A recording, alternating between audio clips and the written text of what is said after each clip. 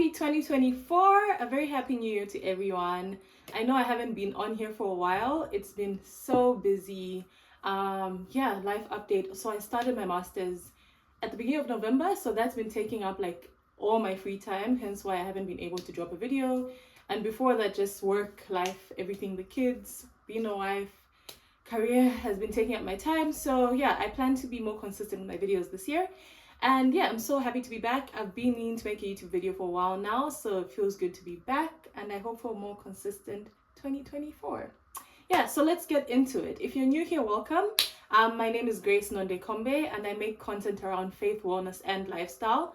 To start off the year, I was kind of trying to think what a good video to start the year with would be.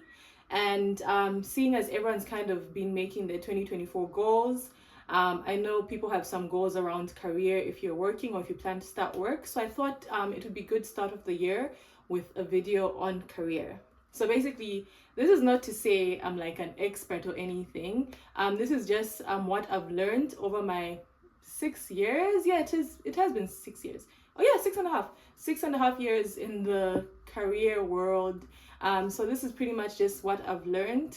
It's going to be a very freestyle video, not scripted at all, like all my other videos. So if you have anything else to add, any other tips that you think people can learn from, please do add them in the comments. And yeah, let's interact. So basically, to begin with, when you start your career, when you begin your first job, especially in Zambia, it is very likely that you might not get into your dream job or dream company, or even in the field of what you studied, which was the case with me. And when that does happen, you may begin your job and then feel like you have to find something else as quickly as possible, or you feel like you just don't fit and you just keep looking. And that was the case with me. So basically, when I started my first job, which is with the same company I'm working with, I was feeling as though this wasn't where I was meant to be. And I was constantly like looking for the next best thing, like constantly applying. And that kind of took away from focusing on what I was currently doing at the moment. So I'd go around and ask people like, is there any openings in your company? Is there any openings? Are you looking for a new employee? I'm open, etc. Till someone who had like more experience in the industry sat me down and said, look, with every job that comes your way, there's something to learn. And it's important that you just learn what's there in whatever season you're in. So don't be too quick to look for the next best thing because you feel as though maybe your job isn't like teaching you much, or it's not where you're meant to be. With every job, there's something to learn.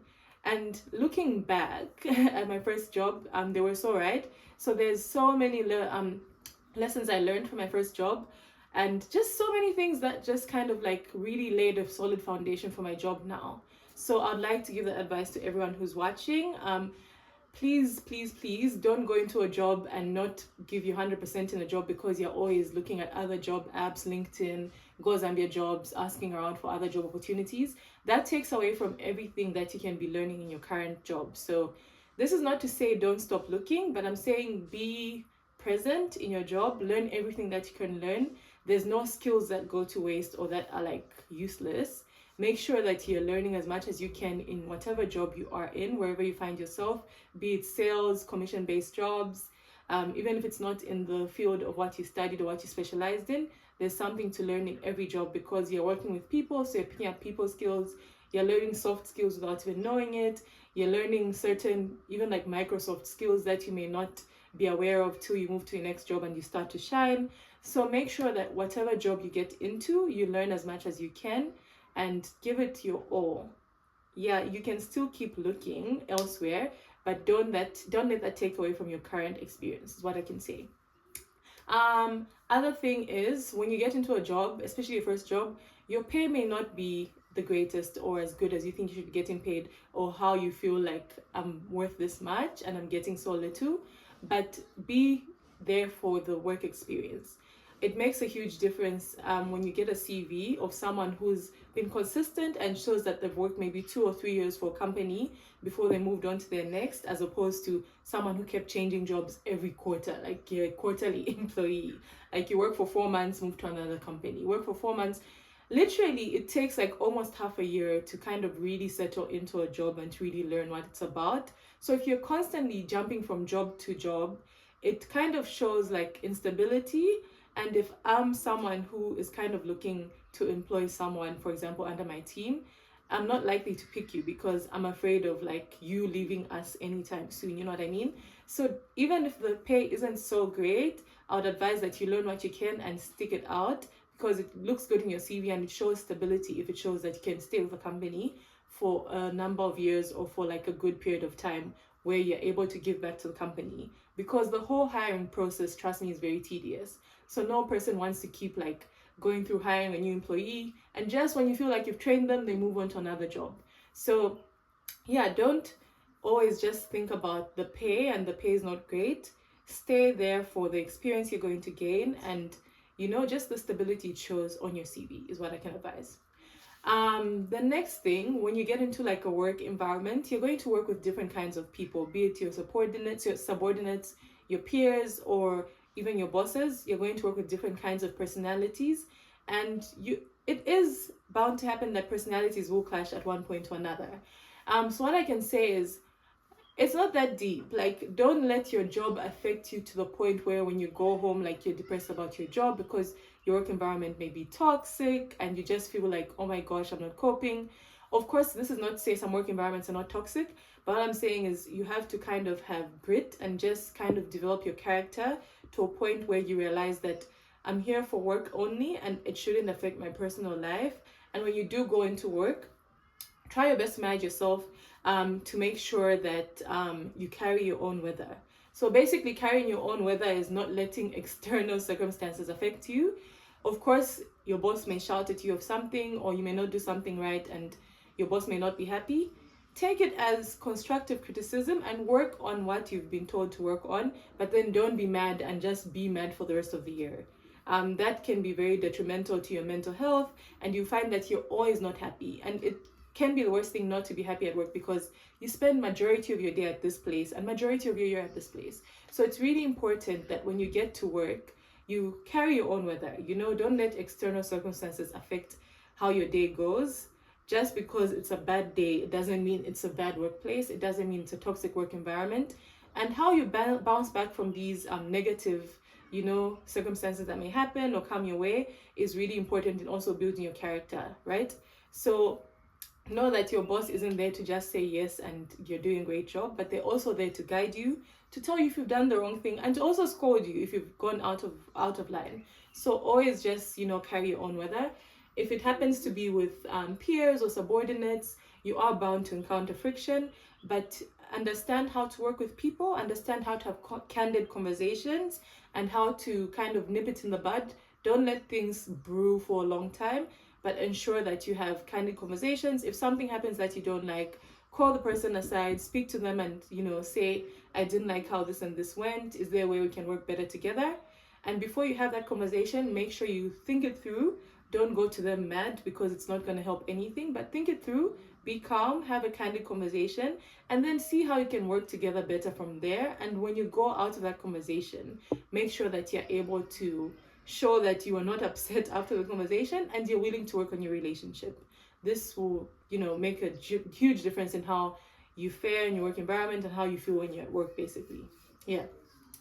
Other thing I can say is, when you are in a workplace, make sure your character, is the same like across the board, and your personality is the same across the board. Don't be a person who maybe your boss knows you as a sweetheart and then your subordinates know you as, oh my gosh, she's so evil, sort of thing. Make sure like your character is the same across the board. If you are known as a person who's tough and no nonsense, make sure everyone knows you as that. If you're known as a person who is great with people and is, kind-hearted and is listening, make sure everyone knows you as that. Don't display different personalities, different people, because it will be very confusing.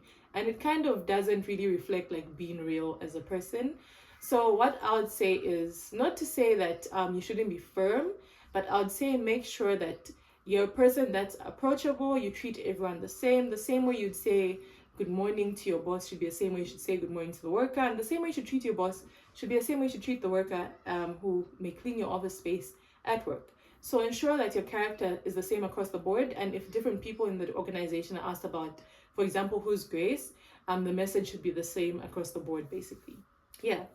And character is a huge thing. I think for me, character is even more important than like your competence for the job, because it really does speak a lot, speak volumes, and it carries a lot of weight across a lot of what your career will be about.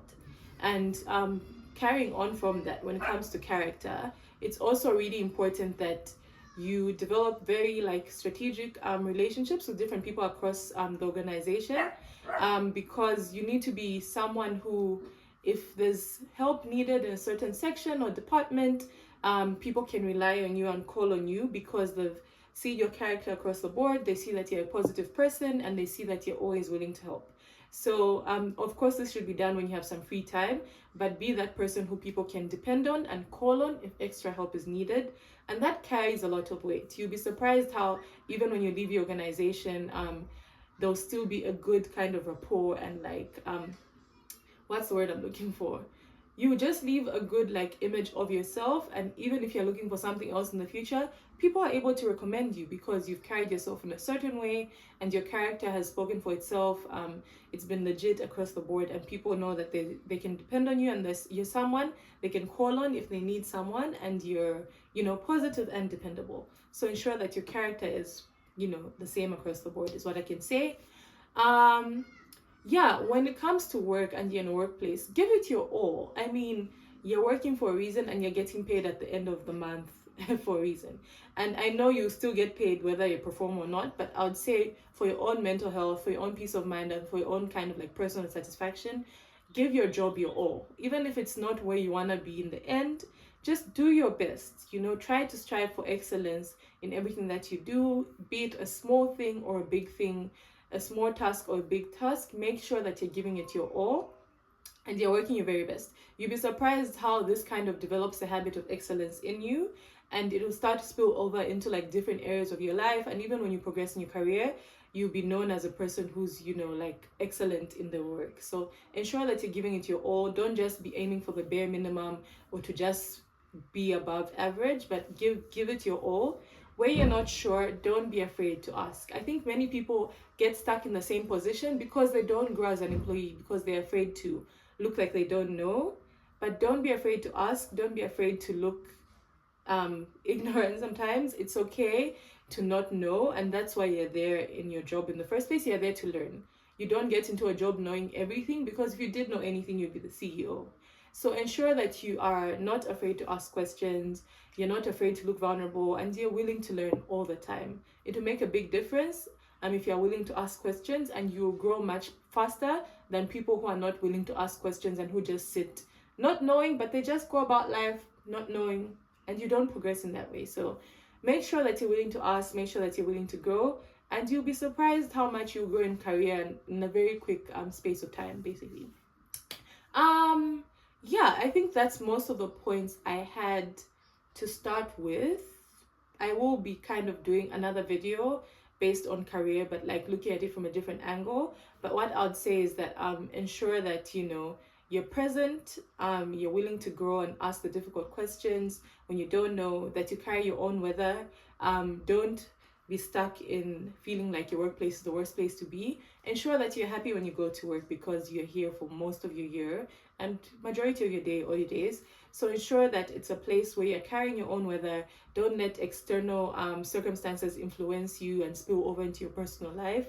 Know that work should stay at work and home life should be home life. Strike a work-life balance, and your character should speak for itself, basically. So that's what I can say. Last thing, that's what I was trying to remember. So basically, you will have kind of different supervisors and bosses throughout your career, and it's important that you know how your boss likes your work being done. So you may have your preferences as to what your work style is, or how you want to work, or how you want to do your reports, but it's important to know how your boss likes your work being done, or how they like work being submitted to them, and that you kind of align with this, because you are working under them in the first place. There are times when sometimes what your boss asks for you may be unreasonable, and I'm not saying if that's the case you just continue to say yes and you go along with it. If you find yourself in such a situation, I think it's important to ask for a meeting, have a meeting with your boss, and first and foremost, be very respectable in the meeting, but bring forth what your concerns are. Have a very candid conversation, be transparent, talk straight, and just, state the facts. This is what I'm experiencing. I feel as though it may be better if I did things this way because this and this and this. Have a reason behind your points, and don't just come with points without a reason, and explain it to them in a very clear and transparent manner. It could go either way, they could decide, no, you're doing it my way, it's my way or the highway, or they could actually listen to you and decide, you know what, you're right, and let's try it your way.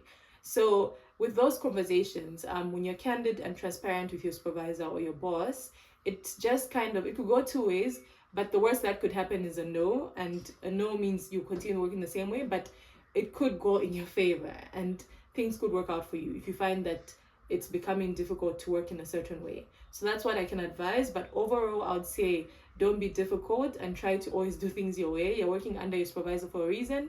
So if they like things being done a certain way, of course, under as long as it's making sense, then go according to that, and don't be too difficult and stuck in your own ways, is what I can say. So I think that's what I have on career and what I've learned so far. So yeah, thanks for watching. If you have any comments or questions, please feel free to ask in the comment section, and I will see you in the next video. Thank you for watching. Bye.